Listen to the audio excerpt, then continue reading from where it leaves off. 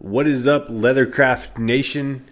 Here we are once again. We're talking everything we can about Leathercraft, I guess, today. Not a specific topic other than Leathercraft, nothing too specific, but I keep getting a lot of questions here lately in my videos, and I just want to talk about them.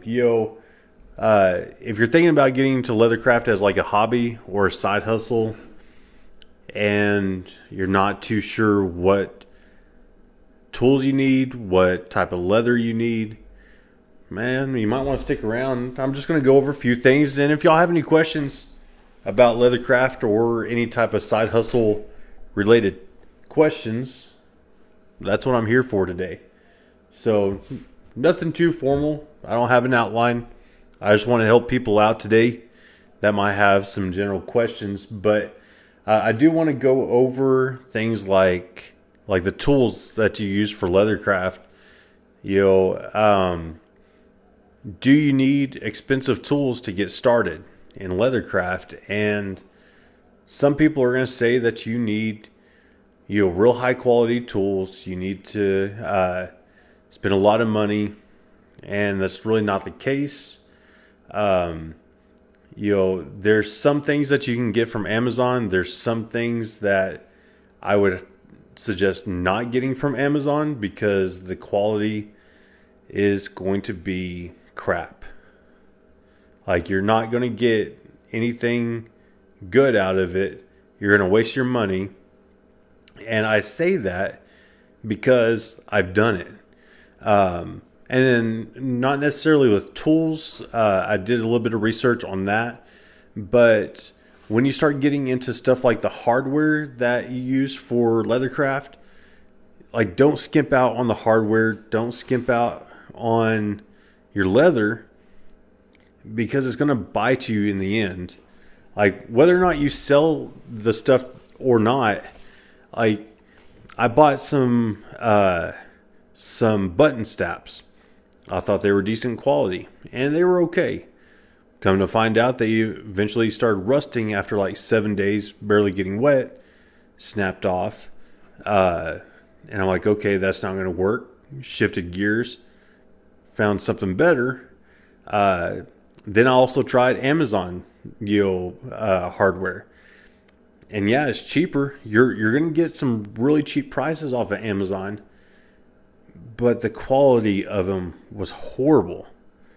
And it's like, again, if you want to do that, that's your own business.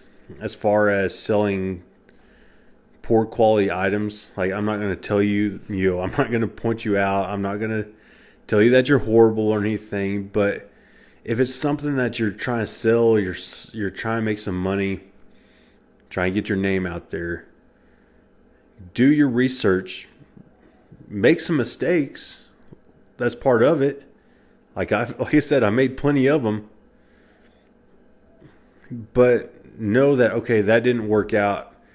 Let me try something else. And so I bought some button snaps from Amazon, and they were very low quality material, like paper thin material. And I quickly found out that, okay, I can buy some tools off of Amazon and be okay, or some consumables like they sell token oil, which is a burnishing gum type oil that you can use for burnishing. You can get some of your glues. There's different things that you can get on Amazon. Foam brushes, wood slickers, inexpensive wood slickers that, I think they're fine. Like, I've used the same one for 8 months.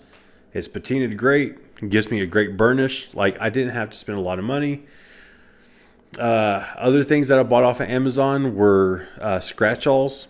Like, you can spend some money on a scratch-all, and I just need to have a sharp point to scratch the leather, mark it. That way I know where to cut. Like, I don't need to spend $50 on one. You can, again, that whatever you want to do with your money is fine, but it's not always necessary if you're getting started in Leathercraft. Now, if you want to go all out at the very beginning, go for it. But if you want to save a little bit of money, then Amazon's not horrible. It's not.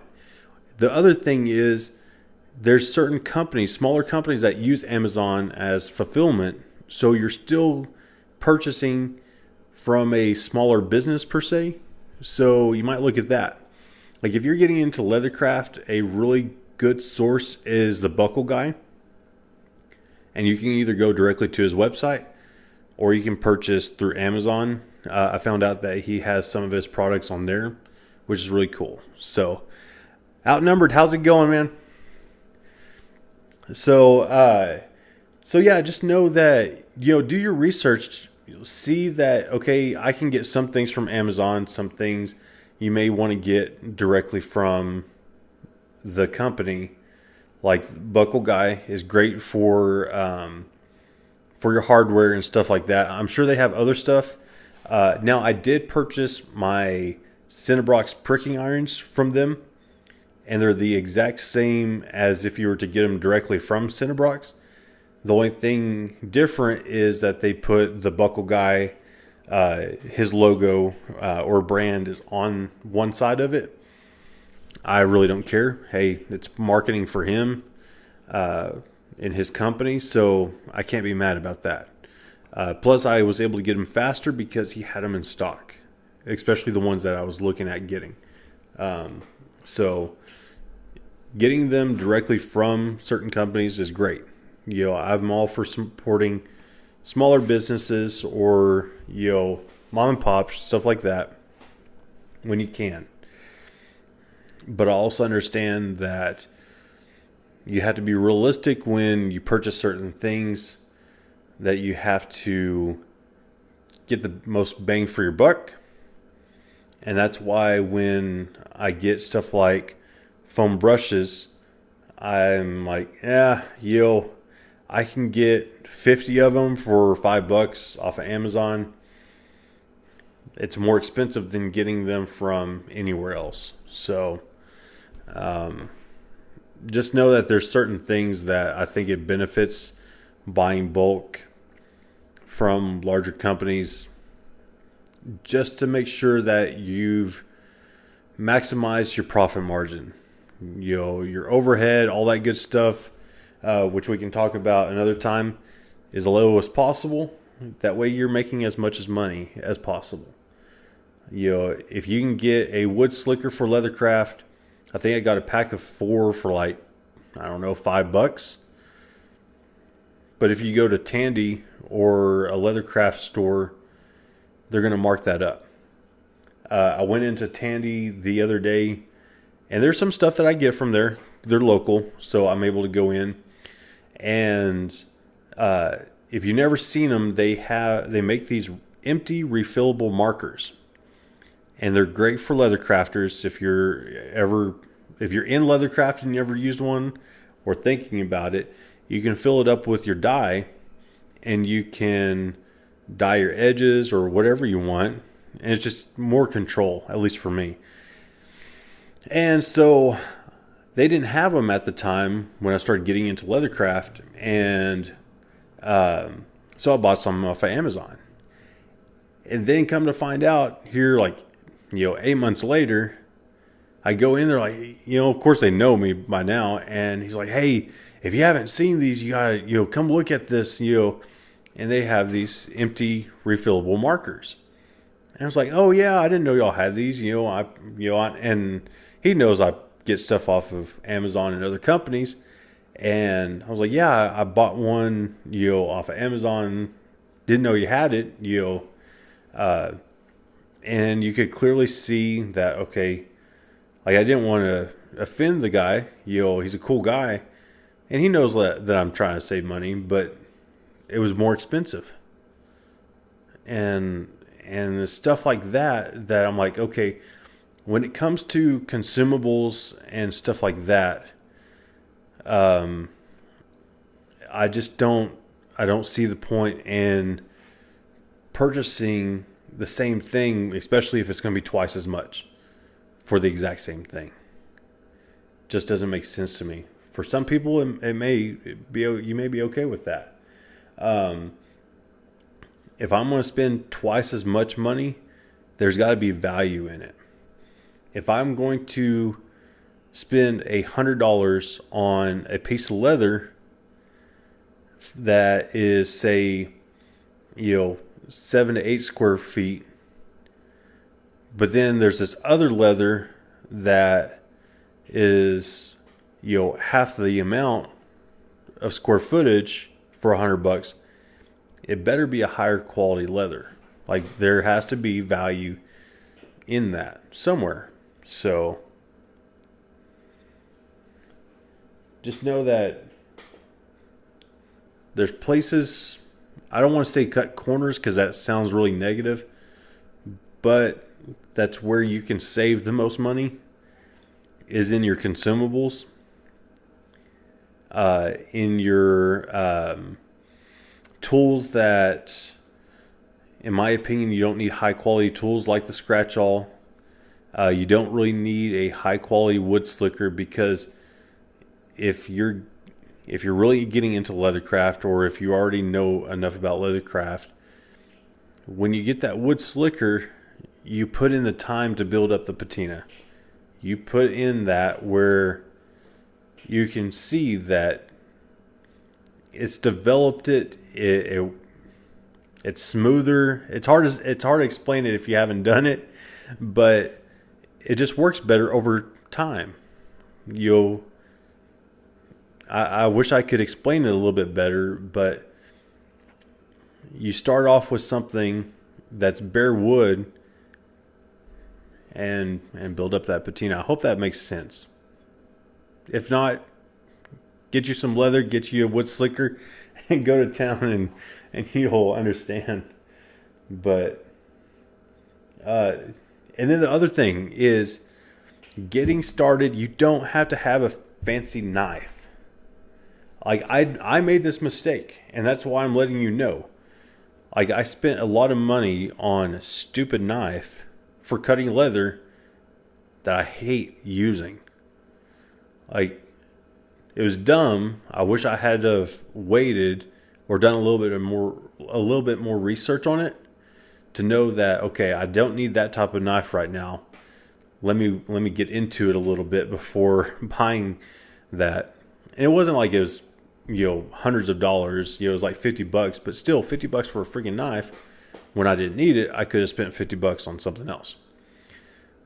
And so, knowing that, it's like, I've got an X-Acto knife, and a knockoff one at that I got off of Amazon, that came with a pack of, like, I don't know, 100 blades for $8.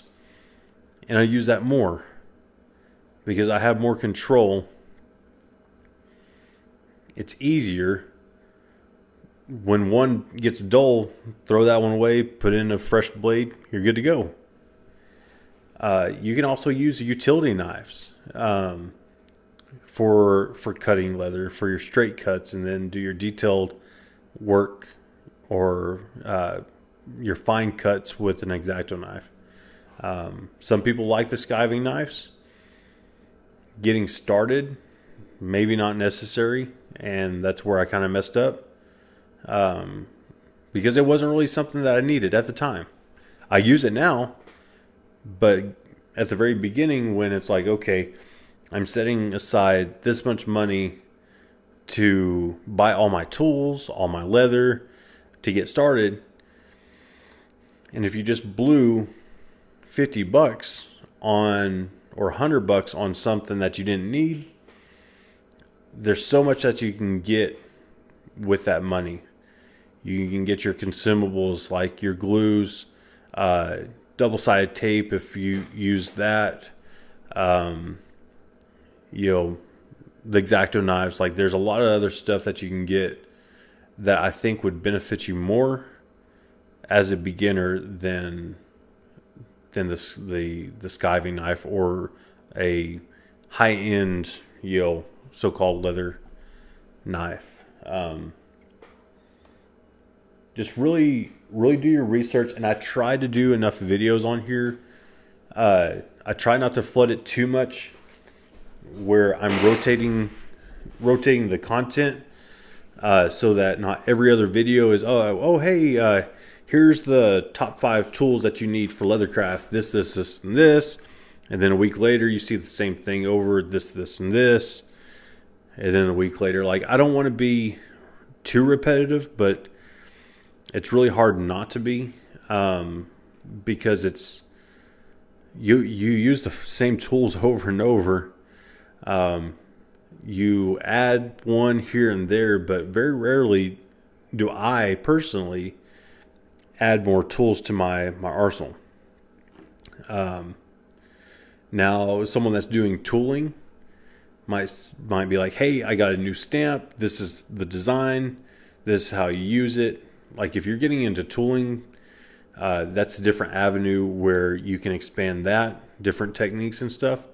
I do more minimalist items, everyday carry items, and it's very clean and straightforward.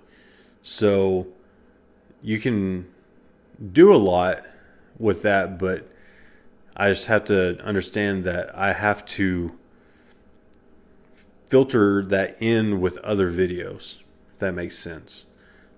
But I want you all to know that it takes minimal tools to get started. You can use kits from Amazon and get started. That's what they're there for.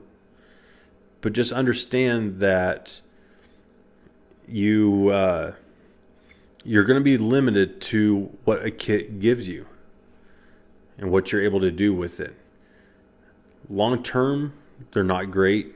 Hobbies, they're good.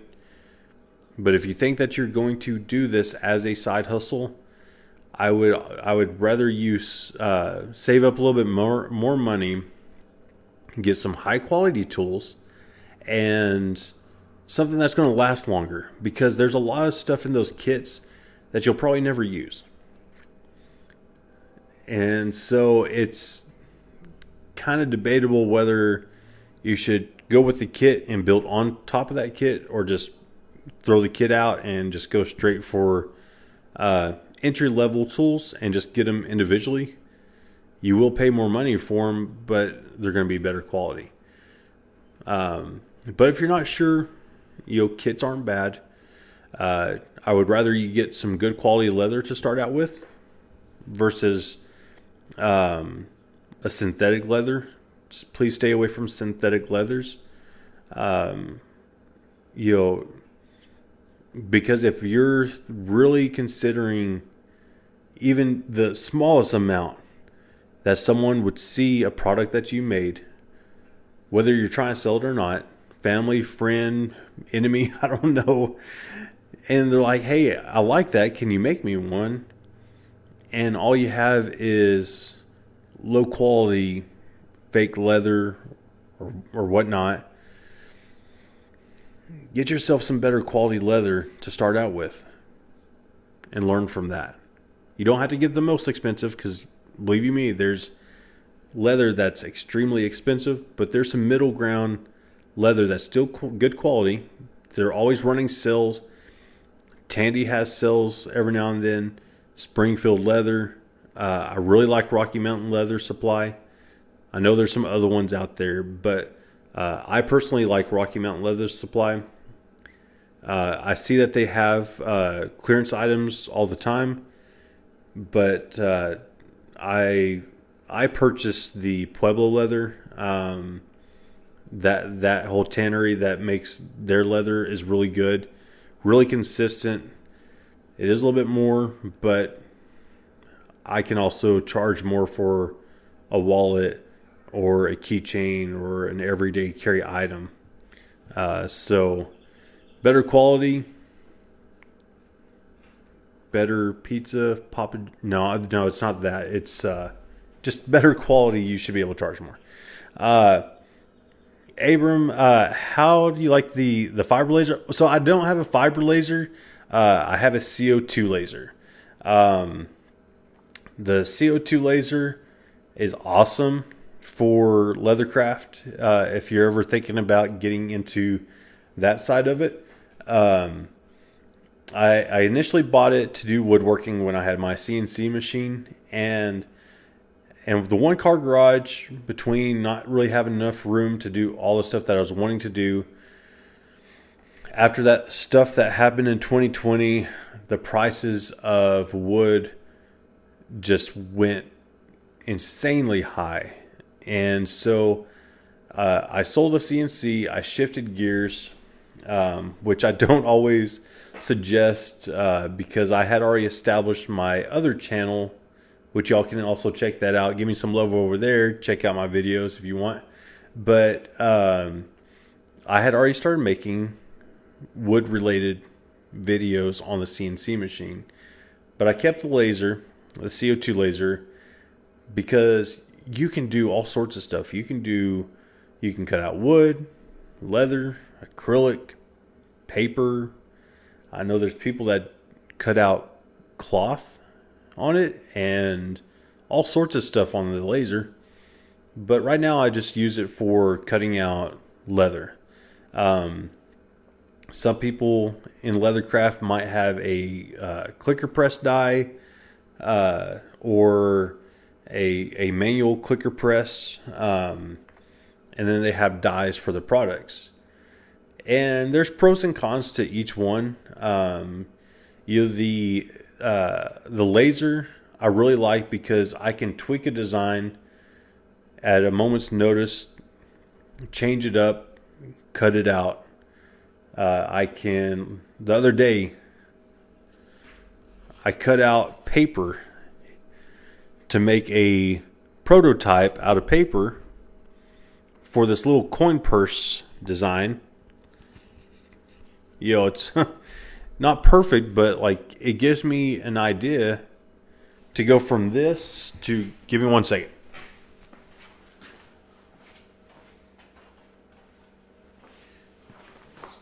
All right. So I went from paper design to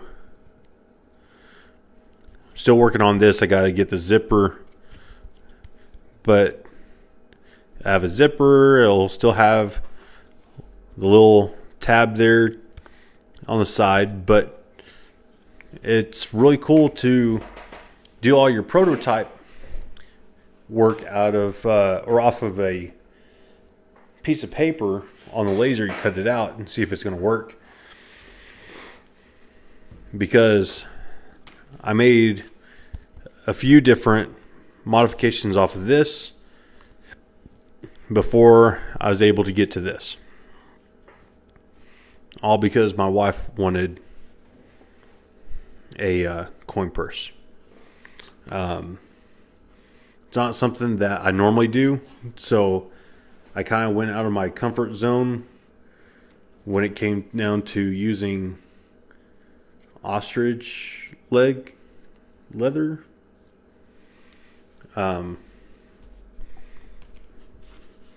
But the laser's best for me. I do a lot of prototyping. The other thing is the personalization part of it. Let's see.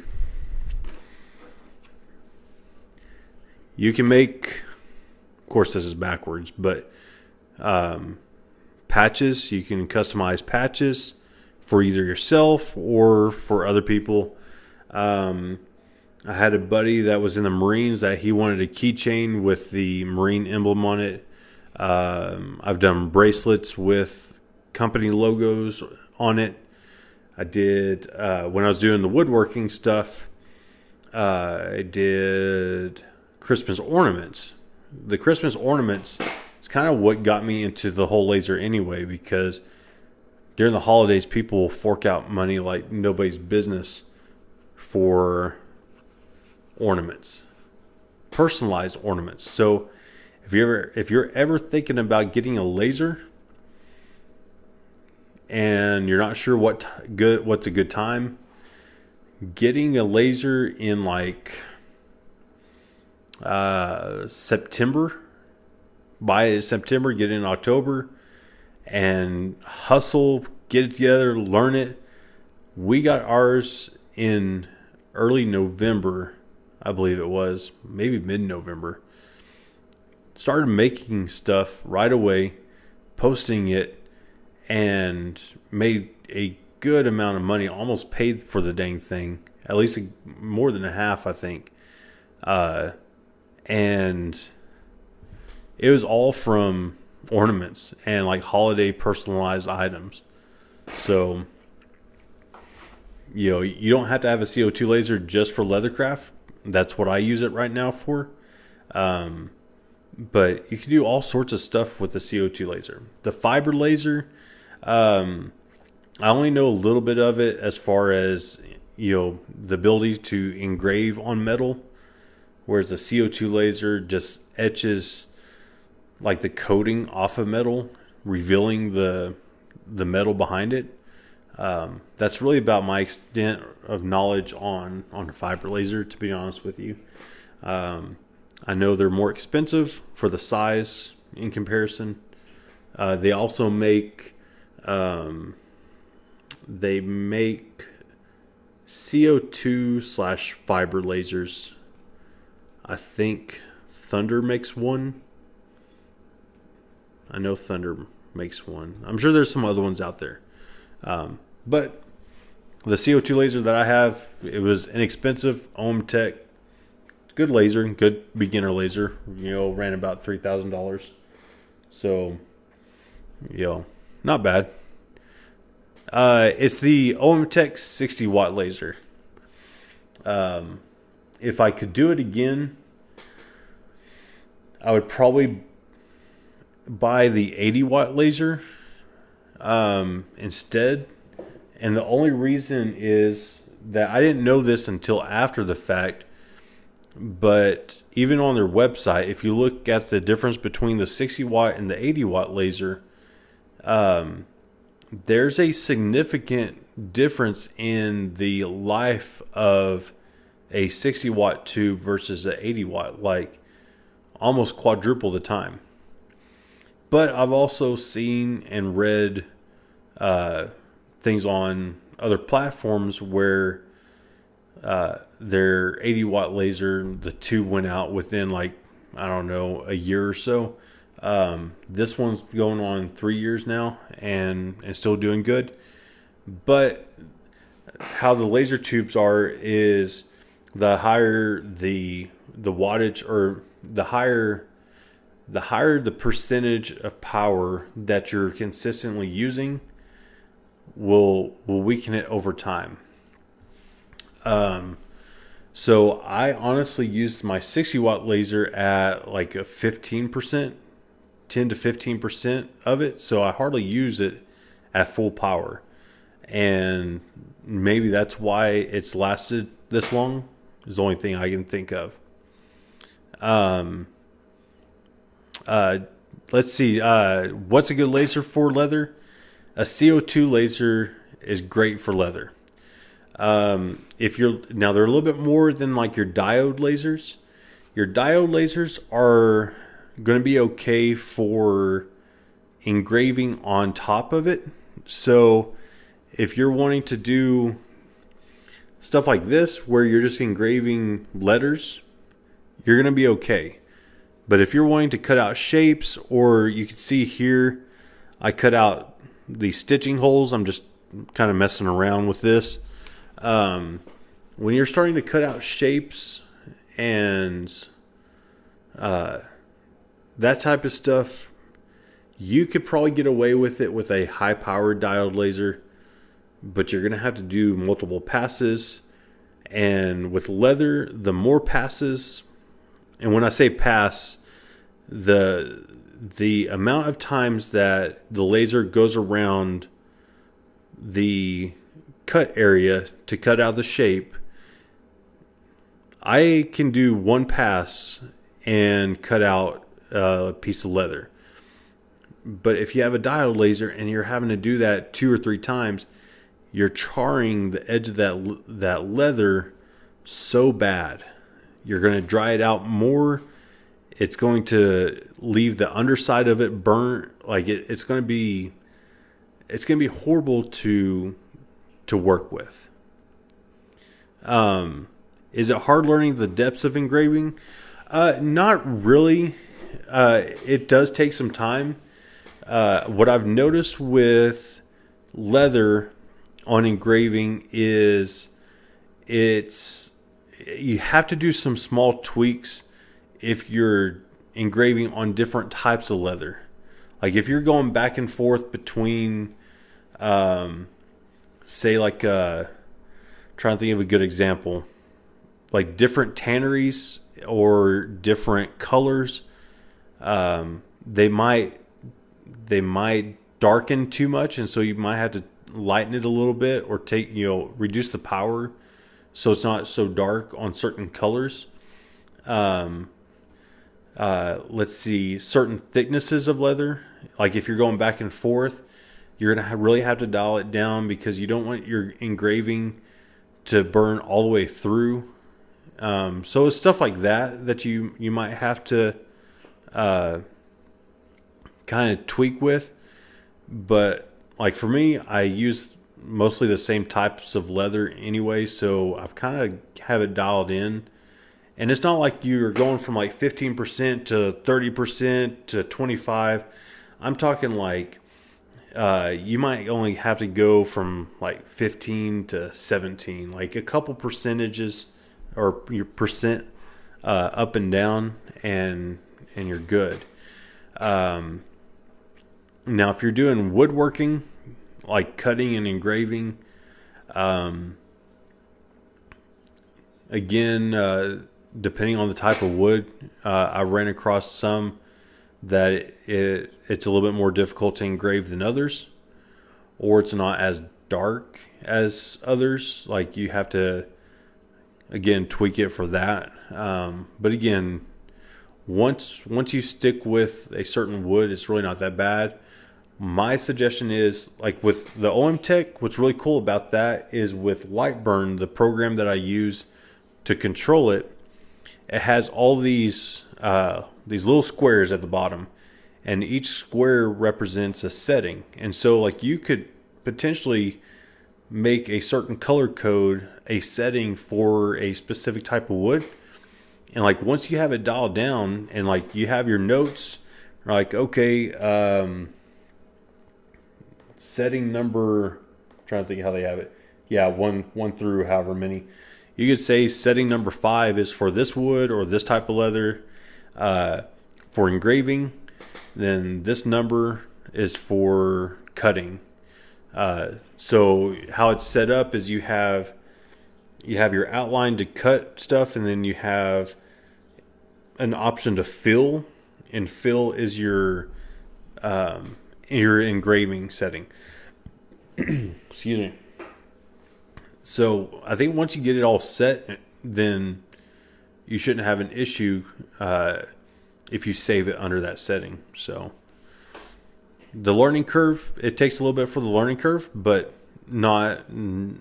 it's not so bad that you're like, okay, I'm done with this. Like over a weekend, I was able to figure it out. And I mean, I had some experience with my CNC. Like I understood, parts of it. I watched enough videos to kind of get an understanding of what I was looking into. So again, it's not that bad. It really isn't. With leather, like it kind of sucks because leather's not cheap, and like you want to use the leather that you're going to be using for your products. So if you're not getting it dialed in and wasting leather, that can be bad. But if you're doing woodworking, you could get inexpensive plywood to practice on for engraving, pine, stuff like that, which most people are going to use pine anyway because it's cheaper. But nice. I'm looking into getting an OM-Tech, just can't decide with a 60 or 80 watt. Okay, so I'm going to look this up real quick.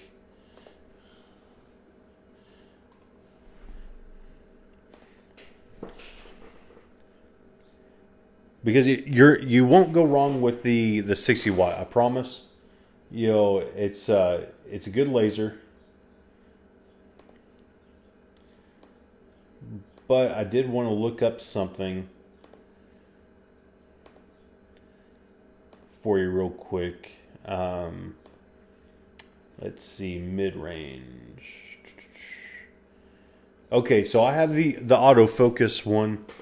I like the autofocus just because it has a stepper motor for the Z axis instead of like a knob. I think they're still doing that. I could be wrong. They might have changed that. But, okay, so the 60 watt autofocus is $3,200. The 80 watt is $3,700. So, what I was talking about on the laser tube.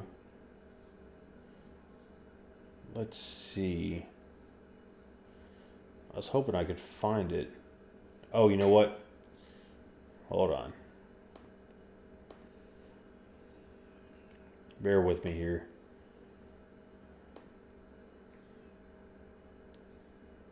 So just remember, there's a difference of,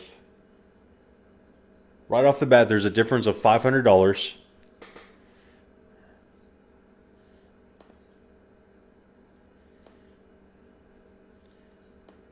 The other thing that you want to consider is the cost of the laser tube itself.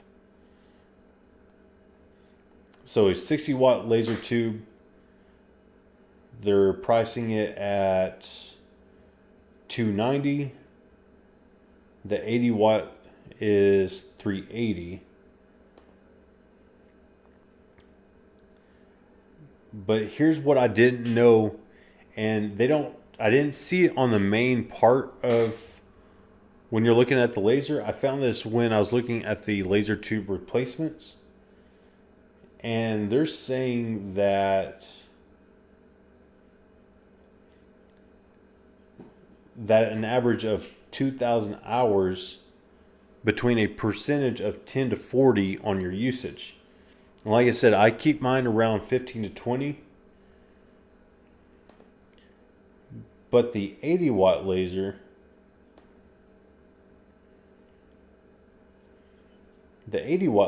is 7,000 to 8,000 for 10 to 40%. So, like I said, quite a bit of difference. But like I said, I've had mine for 3 years. I don't use it every single day. If this was something for a business that you were going to run it every single day, definitely spend the money to get the 80 watt. But yeah, if your budget is closer to the 60 watt, any info on autofocus or manual? Let's see. Let me look here.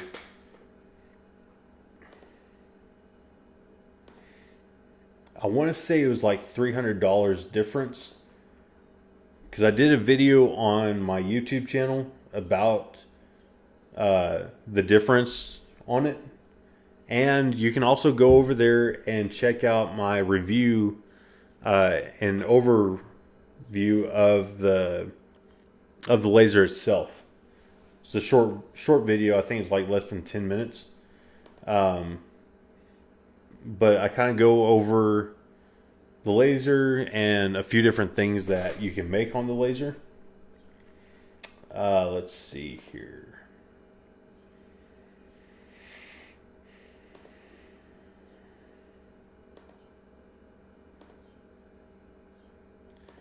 All right.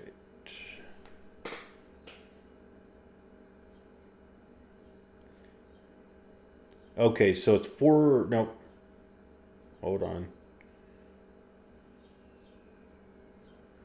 Yeah, so yeah, $300 difference between the autofocus and the manual focus laser.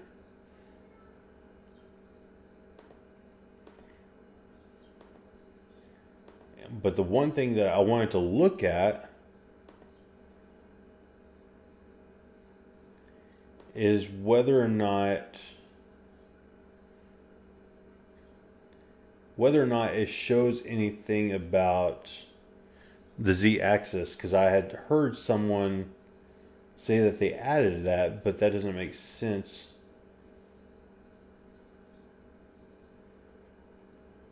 And I've seen if it said anything, but I don't see anything on that part.